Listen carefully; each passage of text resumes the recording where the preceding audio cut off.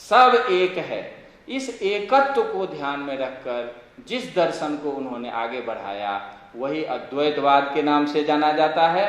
और आज दर्शन के क्षेत्र में एक वो विश्व प्रसिद्ध दार्शनिक माने जाते हैं, अध्यात्म के क्षेत्र में वो साक्षात शिव जी के अवतार माने जाते हैं, तार्किक के क्षेत्र में जो तर्क है जिसके आधार पर 84 संप्रदाय के विद्वानों से उन्होंने शास्त्रार्थ किया, और शास्त्रार्थ किसी को अपमानित करने के लिए नहीं किया, शास्त्रार्थ सिर्फ इसलिए किया क्योंकि आप वास्तविकता को समझें और सब मिलकर समाज को एक सूत्र में बांधें। और जितने बड़े सिद्ध हैं उन सब के शिरोमणि हैं।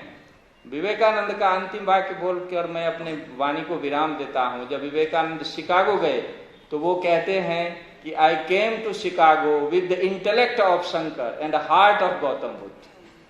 मैं उस तर्क के साथ आया हूं शिकागो। क्यों? क्योंकि उतने बड़े तार्किक कोई नहीं हुए हैं। क्योंकि मेरा सौभाग्य है कि मैंने उनके समस्त कृतियों पे एक एक पंक्ति पे काम किया है, और मेरे लिए तो वो सर्वोच्च हैं। क्योंकि भारत भारत है, इसमें इससे बड़ा किसी का कंट्रीब्यूशन नहीं है। आप इतनी और भी बात आप सुनेंगे। आप ये जाने कि 8 वर्ष के व्यक्ति में कैसी दृष्टि है कि वो पूरे देश को छोड़कर किसी और को नहीं देखता। और आज जो इतनी दृढ़ नींव बनी है, आधार बना है, जिस पर हम सब बैठे हैं और बात कर रहे हैं, इसके पीछे वो बहुत बड़ी आध्यात्मिक शक्ति है, वह बहुत बड़ा तार्किक बुद्धि है, वह बहुत बड़ा सिद्ध व्यक्ति है जिसका आशीर्वाद है। तो इन सारी बातों को ध्यान में रखकर हम नमन करें।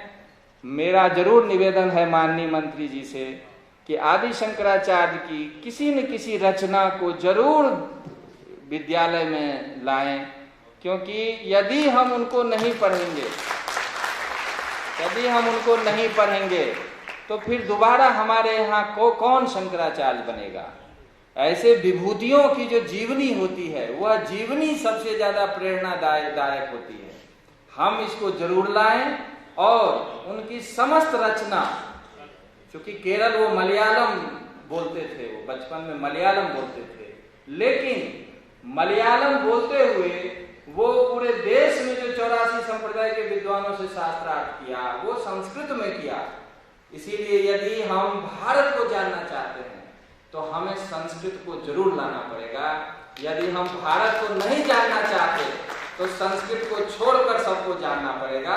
इतना तो तय है कि बाकी सब विषयों की आवश्यकता है, लेकिन बाकी सब विषय आपको भारतीय नहीं बनाता।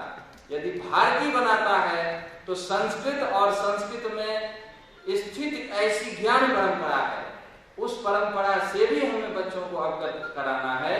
हमें धर्म अर्थ काम भी चाहिए, लेकिन धर्म अर्थ काम का ठीक से संचालन हो, ये भी ज्ञान चाहिए। ये ज्ञान इस परंपरा से आती है। बाकी चीजों की प्राप्ति के लिए किसी विषय का अध्ययन करें तो उसकी कोई समस्या नहीं है। धर्म से नियंत्रित जब तक अर्थ और काम नहीं होगा तब तक समस्या रहेगी। धर्म से नियंत्रित यदि रहेगा तो सुख प्राप्त होगा। धर्म क्या चीज है?